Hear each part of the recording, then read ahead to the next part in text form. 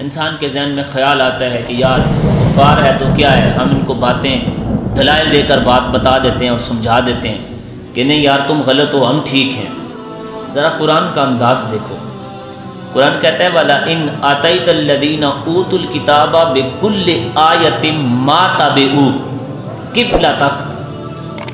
او میرے محبوب کا کلمہ پڑھنے والوں، اگر تم ان یہودیوں اور عیسائیوں کے پاس ہر ایک نشانی لے کر آ جاؤ، ہر ایک دلیل لے کر آ جاؤ، دلائل کے انبار لگا دو، ما تبعوا قبلتک، یہ تمہارے قبلہ کی کبھی پیروی نہیں کریں گے۔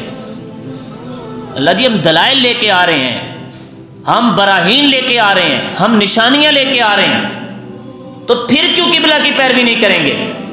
اس لیے نہیں کریں گے کہ یہ تو حسد کرتے ہیں، اور حسد ایسی بیماری ہے کہ یہ حقیقت سے انسان کو پھیر دیتی ہے، انسان کی آنکھیں اندھی ہو جاتی ہیں، باوجود دلائل کے بھی انسان کو نظر نہیں آتا کہ میں جس کی مخالفت کر رہا ہوں وہ کون ہے۔ صاحبان عزت شام تاریخ کی برق گردانی کیجئے، میں آپ کو ایک اس میدان میں لے کے جاتا ہوں کہ جس میدان میں کھڑے ہو کر آپ کو یہ بات بخوبی سمجھ آ جائے گی کہ جب انسان کے دل میں حسد آ جائے، لالچ آ جائے، تو انسان کیسے اندھا ہو جاتا ہے اور اسے پھر حقیقت نظر کیوں نہیں آتی۔ صاحبان عزت شام 61 ہجری میں میدان کربلا میں چلے جائیے، حضرت سیدنا امام علی مقام امام حسین رضی اللہ تعالیٰ عنہ ایک طرف کھڑے ہیں اور مقابل یہ یزیدی فوج کھڑی ہے۔ مجھے بتاؤ کہ کیا یزیدی نہیں جانتے تھے کہ حسین ابن علی المرتضیٰ کا بیٹا ہے؟ اے بولو تو صحیح نا، کیا انہیں معلوم نہیں تھی کہ یہ فاطمہ الزہرا کا بیٹا ہے؟ کیا انہیں معلوم نہیں تھا کہ یہ امام الانبیاء کا نواسہ ہے؟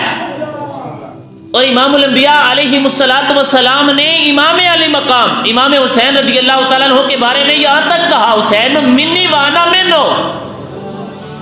تو جب سرکار یہ کہہ رہے ہیں کہ حسین مجھ سے ہے میں حسین سے ہوں، تو کیا ان کے دماغ میں یہ بات آ سکتی تھی کہ حسین نعوذ باللہ من ذالک گمراہ ہو گیا ہے؟ کیا حسین کبھی غلط کر سکتا ہے؟ اور جس کے بارے میں سرکار کہے حسین مجھ سے ہے میں حسین سے ہوں، اور یہ باتیں جاننے کے باوجود، اور صرف یہاں تک نہیں بلکہ 10 محرم الحرام کی صبح امام علی مقام جناب امام حسین نے جو خطبہ یزیدیوں کے سامنے دیا، آپ وہ بھی اٹھا کر دیکھیں۔ آپ یزیدیوں کے سامنے گئے اور کہا یزیدیوں سنو، کل میدان حشر میں یہ مت کہنا کہ ہم جانتے نہیں تھے، نادانی میں ہم نے امام حسین کو قتل کر دیا اور شہید کر دیا۔ فرمایا میں تمہیں بتاتا ہوں، میں بیٹا ہوں فاطمہ الزہرا کا، میں بھائی ہوں حسن مجتبیٰ کا، میں بیٹا ہوں علی المرتضیٰ کا، میں نواسہ ہوں امام الانبیاء کا۔ اور یہاں تک کہا، فرمایا مجھے امام الانبیاء نے کہا تھا کہ یہ میرا حسین یہ جنتی نوجوانوں کا سردار ہے، میرے بھائی اور میرے لیے امام الانبیاء نے یہ کہا تھا۔ اور یزیدیوں نے جواب کیا دیا؟ فرمایا حسین باتیں نہ بناؤ، لڑنا ہے تو میدان میں آؤ، بیعت کرنی ہے تو بیعت کرو۔ کس کیا ہو گیا تھا اس یزیدیوں کو؟ کیا نہیں جانتے تھے؟ لیکن حسد کی آنکھ، حسد کی پٹی ان کی آنکھ پہ بندھی تھی، لالچ کا بھوت ان کے دماغ میں سوار ہو چکا تھا۔ اور صاحبو جب انسان کے دل میں لالچ آ جائے تو پھر انسان کو یہ حق نہیں دیکھنے دیتا، پھر انسان مدہوش ہو جاتا ہے، نہ جانتے ہوئے بھی کہ میں غلط ہوں، وہ اپنی عاقبت برباد کر بیٹھتا ہے۔ اور آج اس زمانے میں بھی 20 لوگ آپ کو ایسے نظر آ جائیں گے جنہیں معلوم ہے کہ سود حرام ہے، مگر وہ سود کھانے سے باز نہیں آتے، ہمارا کاروبار ہے۔ جنہیں معلوم ہے ہم جو کاروبار کر رہے ہیں یہ ناجائز ہے، لیکن وہ ناجائز کھانے سے باز نہیں آتے۔ اس زمانے کے اندر بھی ایک شخص کو معلوم ہے کہ میں مال حرام کھا رہا ہوں، مگر وہ باز نہیں آتا، وہ کھائے جا رہا ہے، کیونکہ لالچ ہے انسان کے دل میں۔ اوے امام الانبیاء کے غلاموں، میرے محبوب علیہ السلام کا کلمہ پڑھنے والوں، کیا ہمارے حکمرانوں کو معلوم نہیں تھا؟ کیا ان کو اس بات کا علم ہے کہ مسجد اللہ کا گھر ہے تو کیا یہ کرکٹ میچ کے لیے بند کی جا سکتی ہیں؟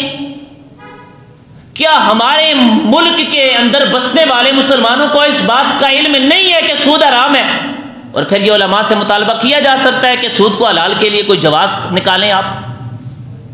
کیا ہمیں نہیں معلوم کہ امام الانبیاء علیہ السلام کا یہ فرمان ہے من سب نبی توہین کرے اسے قتل کر دو، تو کیا گستاخ رسول کی حمایت کی جا سکتی ہے؟